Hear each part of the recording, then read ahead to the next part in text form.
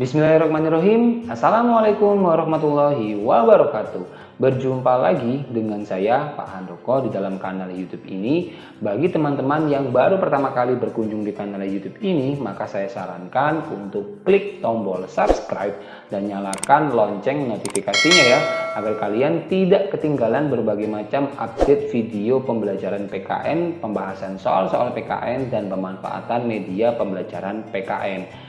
Nah, di dalam video ini saya akan membahas kasus pelanggaran hak dan pengingkaran kewajiban warga negara. Ini adalah materi PKN kelas 12 untuk semester ganjil.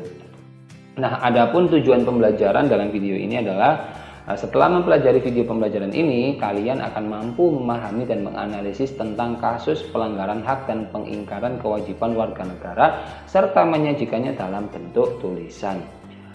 Sedangkan untuk poin-poin pembahasan dalam video ini yakni pertama, penyebab terjadinya pelanggaran dan pengingkaran kewajiban warga negara. Yang kedua, kasus pelanggaran hak warga negara. Ketiga, kasus pengingkaran kewajiban warga negara. Nah, langsung saja kita masuk ke materi yang pertama. Penyebab terjadinya pelanggaran dan pengingkaran kewajiban warga negara.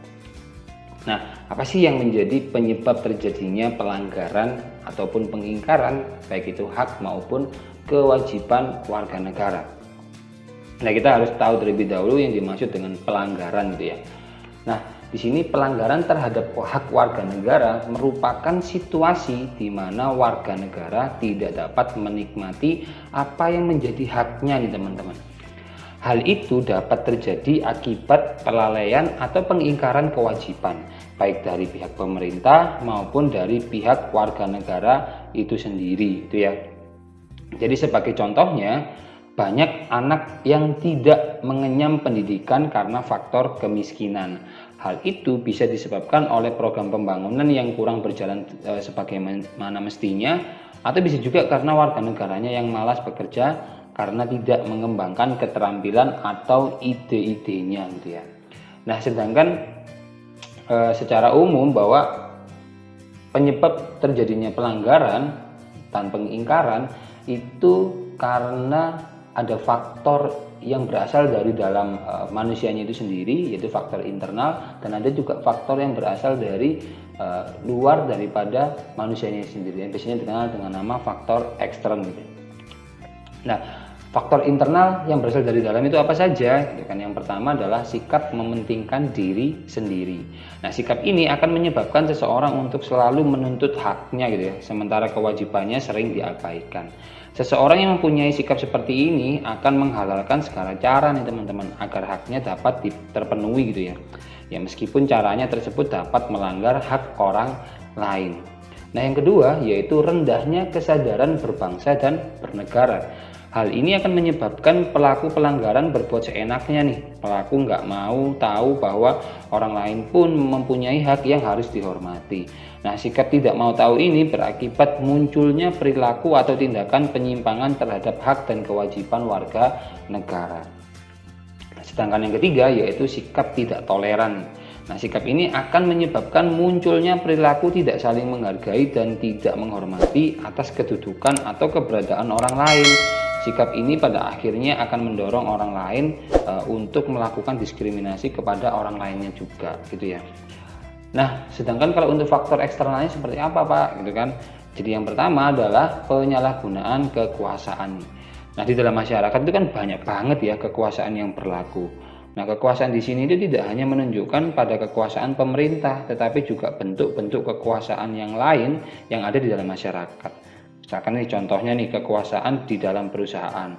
Para pengusaha itu ada beberapa yang tidak mempedulikan hak-hak buruhnya gitu ya. Jelas hal ini melanggar hak warga negara. Nah, oleh karena itu setiap penyalahgunaan kekuasaan itu akan mendorong nih lahirnya pelanggaran hak dan kewajiban warga negara. Nah, kemudian yang kedua yakni ketidaktegasan aparat penegak hukum. Aparat penegak hukum yang tidak bertindak tegas terhadap setiap pelanggaran hak dan kewajiban warga negara tentu saja akan mendorong timbulnya pelanggaran lainnya. Nah, penyelesaian kasus pelanggaran yang tidak tuntas akan menjadi pemicu bagi munculnya kasus-kasus yang lain nih. Misalkan para pelaku tidak akan merasa jera dikarenakan merasa mereka tidak menerima sanksi yang tegas gitu ya atas perbuatannya itu. Nah, selain hal itu, aparat penegak hukum yang bertindak sewenang-wenang juga merupakan bentuk pelanggaran warga negara dan bisa menjadi contoh yang tidak baik nih, serta dapat mendorong timbulnya pelanggaran yang dilakukan oleh masyarakat pada umumnya. Nah, yang ketiga apa? Yaitu penyalahgunaan teknologi. Nah, kemajuan teknologi dapat memberikan pengaruh yang positif nih, tetapi tidak dapat juga memberikan pengaruh negatif, bahkan dapat memicu timbulnya kejahatan gitu ya. Kalian tentu pernah nih mendengar terjadinya kasus penculikan yang berawal dari pertemanan dalam jejaring Facebook nih. Nah, yang biasanya dari diculik gitu ya, melalui misalkan Facebook dan lain sebagainya. Nah, kasus tersebut itu menjadi bukti bahwa apabila kemajuan teknologi tidak dimanfaatkan untuk hal-hal yang sesuai aturan, tentu saja akan menyebabkan timbulnya pelanggaran hak warga negara. Nah, selain itu, kemajuan teknologi dalam bidang produksi ternyata dapat menimbulkan dampak yang negatif nih. Misalkan seperti munculnya pencemaran lingkungan yang dapat mengakibatkan terganggunya kesehatan manusia. Dan yang keempat adalah kesenjangan sosial. Nah, kesenjangan sosial di masyarakat, baik itu karena jabatan ataupun harta, dapat mengakibatkan kehidupan yang tidak seimbang dan harmonis jika dibiarkan. Hal ini bisa berujung pada pelanggaran hak gitu ya. Itu adalah materi kita yang pertama, yakni penyebab terjadinya pelanggaran dan pengingkaran hak dan kewajiban warga negara. Kita masuk ke materi yang kedua. Nah, untuk materi yang kedua ini yakni kasus pelanggaran hak warga negara. Nah, pelanggaran hak warga negara merupakan akibat dari adanya kelalaian atau pengingkaran terhadap kewajiban, baik yang dilakukan oleh pemerintah maupun oleh warga negaranya sendiri.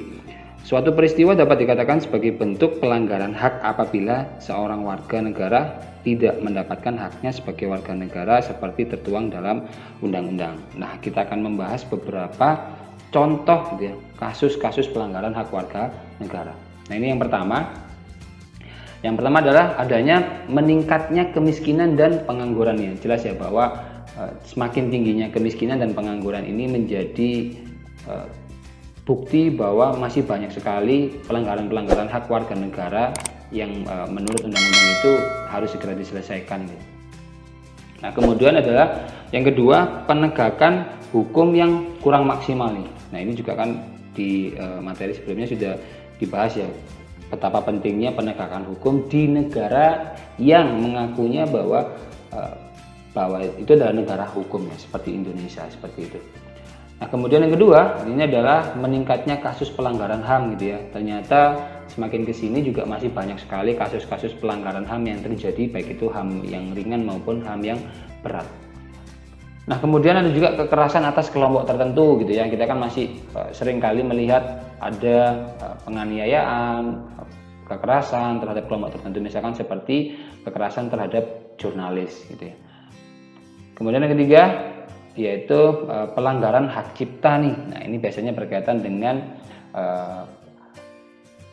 ciptaan-ciptaan daripada seniman ataupun di luar seniman itu sendiri gitu ya. Jadi kan kita harus menghargai hak-hak orang yang memiliki karya-karya tertentu gitu, agar ya industri, baik itu industri musik maupun yang lainnya gitu ya, itu tetap tumbuh ya, agar juga kreativitas daripada teman-teman kita itu lebih dihargai dan bisa memacu kreativitas yang lainnya juga. Nah, kemudian ada juga meningkatnya angka putus sekolah nih. Ini juga menjadi salah satu problem ya, bahwa menurut undang-undang pendidikan itu harus dirasakan oleh semua warga negara Indonesia. Tidak ada pengecualian.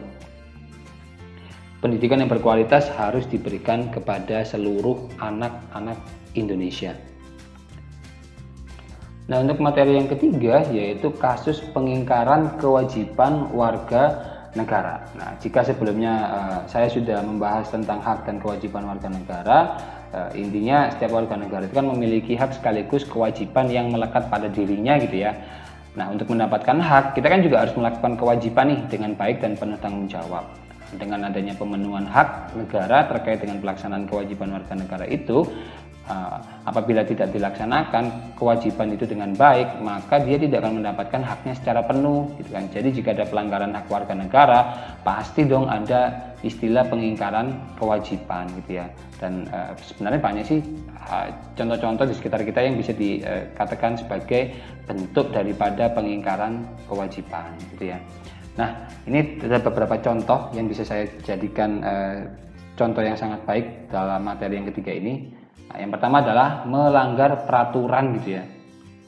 Jadi yang dinamakan peraturan itu kan dibuat untuk mewujudkan ketertiban, keamanan, dan kenyamanan. Jika ada warga negara yang melanggar peraturan, maka akan terjadi ketimpangan. Peraturan yang dimaksud bisa berupa peraturan sekolah. Ini seperti yang kalian bisa lihat nih, gambarnya adalah rambutnya panjang gitu ya. Harusnya kan kalau anak sekolah itu rambutnya harus rapi gitu. Kemudian di sini juga ada pelanggaran lalu lintas nih, di mana harusnya kalau berboncengan ya hanya 2 ya. Di sini kan tertulisnya ini kan terlihatnya kan 3, dan sedangkan yang dibonceng itu juga nggak bawa helm gitu ya. Dan mungkin yang bawa motornya itu juga tidak punya SIM gitu ya, sehingga ya mau tidak mau harus ditindak dengan tegas gitu ya, meskipun dia ini adalah masih anak-anak di bawah umur gitu. Nah, kemudian contoh yang lain adalah tidak membayar pajak nih teman-teman. Seperti yang diketahui bahwa pajak itu kan salah satu sumber pemasukan bagi negara gitu ya. Nah, pemasukan tersebut akan berguna untuk membiayai proses pembangunan di negara kita. Jika kita malas membayar pajak, ya sama saja tidak mendukung usaha pembangunan negara. Nah, ini contohnya misalkan pajak reklame nih. Nah, ini harus tindak dengan tegas nih. Langsung ya, ini ada pemberitahuan bahwa ini belum bayar pajak. Kemudian ini juga pajak bumi dan bangunan juga harus dibayar lunas lah ya, sesuai dengan kewajiban kita sebagai warga negara. Dan yang ketiga adalah tidak menjunjung hukum nih. Hukum harus ditegakkan demi terwujudnya keadilan. Namun selalu saja ada oknum yang tidak menjunjung hukum serta memandang hukum sebagai hal yang sepele dan dapat dibeli. Jika hukum dapat dibeli, tidak akan terwujud keadilan, keamanan, dan kenyamanan dalam masyarakat gitu ya. Nah, contohnya seperti apa ini? Kasus suap oleh pejabat nih. Jadi pejabatnya itu dalam menentukan sebuah kebijakan, keputusan, dia ini mendapatkan pengaruh gitu ya daripada orang-orang yang seharusnya tidak ikut serta dalam menentukan kebijakan. Bisa nanti dalam bentuk uang dan lain sebagainya, bentuk suapnya itu ya. Dan ini nanti bisa menjadi kasus pelanggaran hak dan kewajiban daripada warga negara gitu. Dan kemudian ada lagi yaitu hukum yang bisa dibeli gitu ya. Nah, ini juga kan nanti menjadi sesuatu yang menjadi problem juga ya, pelanggaran kewajiban gitu loh. Harusnya dia ini dihukum sekian tahun, tapi karena nanti dia punya daya akan uang yang banyak dan lain sebagainya, punya harta yang banyak, nanti dia bisa terbebas dari hukum, atau mungkin dia bisa hukumannya itu tidak semestinya gitu, jadi lebih berkurang dan sebagainya gitu ya. Nah, di materi yang keempat ini kita akan masuk di evaluasi pembelajaran. Nah, nanti evaluasi pembelajarannya ini akan Pak Handoko berikan beberapa soal dalam bentuk pilihan ganda. Kalian baca soalnya, kemudian kalian jawab mana kira-kira jawaban yang paling tepat. Dan jangan lupa, jangan hanya sekedar memilih saja, tetapi kalian juga harus bisa memberikan alasan gitu ya. Kenapa kok kalian memilih opsi tertentu untuk soal nomor 1 misalkan. Seperti itu ya. Oke, kita masuk ke soal nomor 1. Motivasi untuk mempertahankan dan meningkatkan pandangan yang hanya untuk menguntungkan diri sendiri disebut A. Tidak toleran, B. Berani, C. Chauvinisme, D. Fanatisme, atau E. Egoisme. Soal kedua, berikut ini yang tidak termasuk ke dalam faktor-faktor pelanggaran terhadap hak dan kewajiban sebagai warga negara adalah A. Pengetahuan yang rendah, B. Kesadaran berbangsa dan bernegara tinggi, C. Penyalahgunaan kekuasaan, D. Tidak toleran dengan semua kepercayaan, atau E. SDA dan SDM yang berbeda-beda. Soal ketiga, ketika seseorang tidak membayar pajak, maka ia telah melanggar ... sebagai warga negara. A. Hak, B. Kewajiban, C. Tanggung jawab, D. Aturan, atau E. Undang-undang. Soal nomor 4. Sikap diskriminasi muncul atau terjadi saat seseorang tidak memiliki sikap A. Egoisme, B. Toleransi, C. Patriotisme, D. Nasionalisme, atau E. Diktator.